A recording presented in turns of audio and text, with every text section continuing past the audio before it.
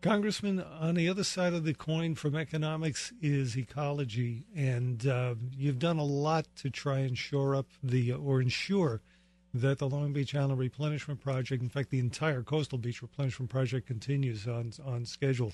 It's got to be tough to keep justifying that money every year, especially in light of the obstacles down on the lower end, on the state level, with access and easement requirements.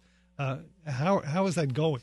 Well, first of all, I think everybody listening to the program tonight understands that the viability of our shore communities is critical to the viability of our whole economy in Ocean County. It's a big part of the tax base, and God forbid if that tax base shrinks on Long Beach Island or Seaside Park, Seaside Heights, the islands north of Long Beach Island, it just means the county taxpayers will have to pick up a bigger tab in households in Bayville, in Lacey, in Barnegat, in Manahawkin. So it's great we have a successful string of beach communities that are sharing the tax burden, that are creating a job base in the summertime, and more year-round.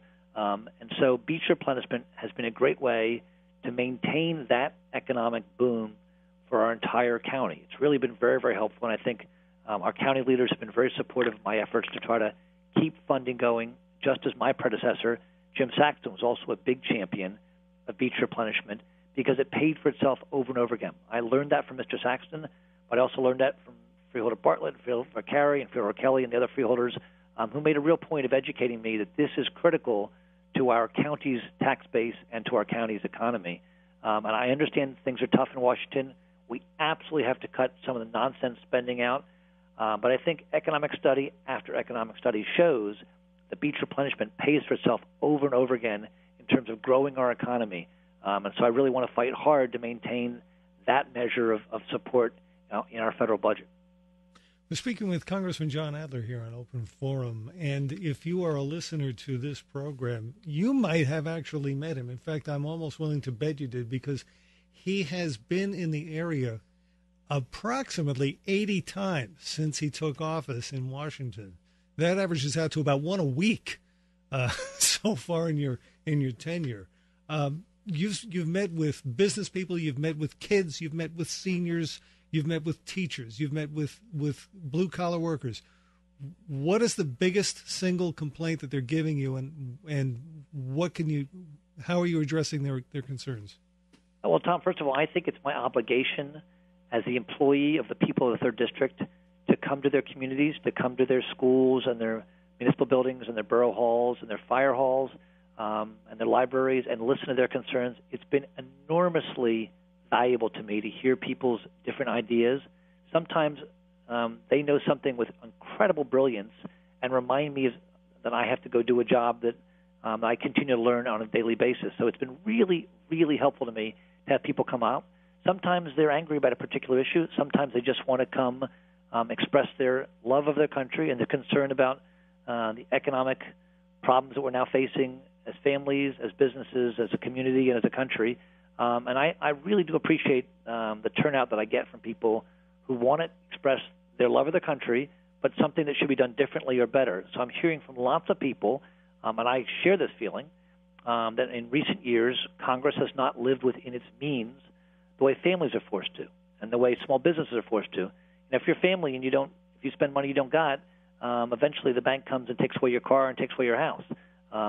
If you're a business and you spend money you don't have, you fail, and you go through bankruptcy and the business closes. Somehow this federal government over the last number of years, increasingly this last year, but over a number of years, has been spending money it doesn't have. That's not fair to the current generation, and it sure as heck isn't fair to my 4 kids and all the other people of this next generation who want to have as great a country when they become adults as I inherited, as you inherited, Tom. It was created by the greatest generation and folks before them that really invested in our future as a society. And so I share that concern that Congress is spending money out of control. I've been voting against a lot of the spending items recently, other than on areas of national security and military intelligence, things that are necessary for our safety and for our freedom. I'm concerned we're just spending money we don't have, and that's reckless. I think that's irresponsible, and I'm going to keep being a voice of reason in a city that's unreasonable. And I think our way, and I'm hearing it from lots of people in the county, our way will prevail over time, that we will rein in this reckless spending and put America on a more sound fiscal footing for the near term and for years from now. Congressman Adler, you recently got a couple of interesting accolades here. National Journal listing you as one of the 10 most centrist lawmakers in the House. CQ Weekly ranking you 25th among the most independent members of the House of Representatives. Are you concerned at this point that the perception of having ridden in on a kind of a Democratic wave a couple of years ago, led by President Obama, has any chance of working against you as your election comes up in November? I got to tell you, this is what I'm really concerned about. We have 10% unemployment in the county and around our great country. We have seniors who didn't get a cost of living adjustment from Social Security, which I just can't comprehend, and I've introduced legislation to try to correct that injustice.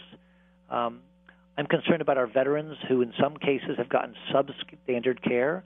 I think you might know, Tom, I've probably been the most vocal critic of the Philadelphia VA hospital that was getting really, really botched cancer treatment to some of our heroes who had prostate cancer. And those folks, they're the best of America. And for us to turn our backs on them when they have medical needs or economic needs or psychological needs, that's not what America should be about. And so those are really what the issues I'm focused on. Veterans, seniors, our small business community, and doing what we can to grow every small business in a responsible way, not having the government bail out every business, because some businesses have to fail.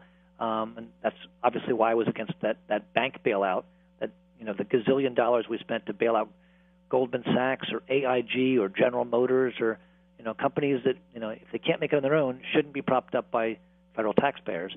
But really, that's what I focus my time on, is listening to the concerns of people in my district, trying to get spending back under control, trying to grow our economy through the private sector, not having more government jobs, growing and growing, and frankly squeezing out the private sector. I'm about our seniors, our veterans, and a private sector economy based on small businesses. And yet, there are a line of guys out the door on the Republican Party that want your job. You're not working hard enough, are you? Well, I'm working on trying to help That's the a people joke. I just talked about, seniors and veterans and certainly young people and our environment, and standing up for reasonable health care reform and not something crazy that we raises taxes without actually bringing down costs. I think I understand because I've been helped by the people of Ocean County who've told me what I should be doing in Washington. I think I'm doing basically what the people are saying, listening closely to them. I think I take seriously my role as a member of the House of Representatives. I'm supposed to represent, and so I'm trying to do that. And so I welcome people commenting about how I'm doing. I try to listen closely to friends and strangers alike to do a better job for our district and for our country's future. One of the most proactive people who has represented this district in years, and one of the busiest and one of the most present.